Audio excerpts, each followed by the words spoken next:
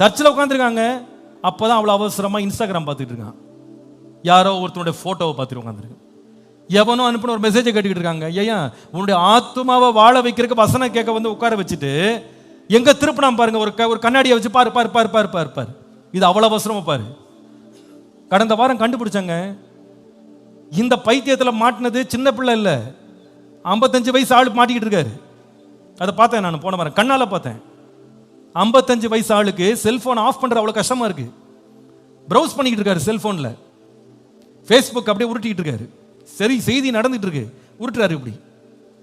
இது யார் வேலை தெரியுமா? உங்களுக்கு தெரியல. நீங்க நினைக்கிறீங்க பெரிய அறிவாளியா செஞ்சிருக்கேன். இல்ல, அறிவை மழுங்க பண்ணி இந்த வசனத்தை கேட்டுறாத, நீ நல்லா இருப்ப, அதனால கேட்டுறாத. வேற ஏதாவது கேளு, ஏதாவது கர்மத்தை கேளு, ஏதாவது ஒரு அசுத்தத்தை பாரு, உலகத்தை பாரு. பிரசங்க கேட்டுக்கிட்டே இருக்காங்க.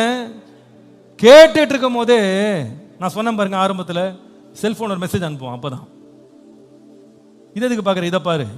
அப்பதான் ஆவியானவர் அவனோட பேசணும்னு வருவார். இவன் அப்படியே டைவர்ட் பண்ணுவான். அப்பதான் அவ்வளோ அவசரமா ஃபேஸ்புக்கை பார்ப்பான். ஏயா, உன் ஃபேஸையே கெடுக்கிறதுக்கு, உன் வாழ்க்கையே கெடுக்கிறக்கு அவன் மெசேஜ் அனுப்புறான்னு தெரியல உனக்கு. நீ ஒரு பைத்தியமா உட்காந்து அவன் சொல்றதெல்லாம் பார்த்துக்கிட்டு இருக்க. வசனம் வந்து விதைக்கப்படும் போது வரான், அவன் வந்து எடுத்துட்டு போயிடறான்.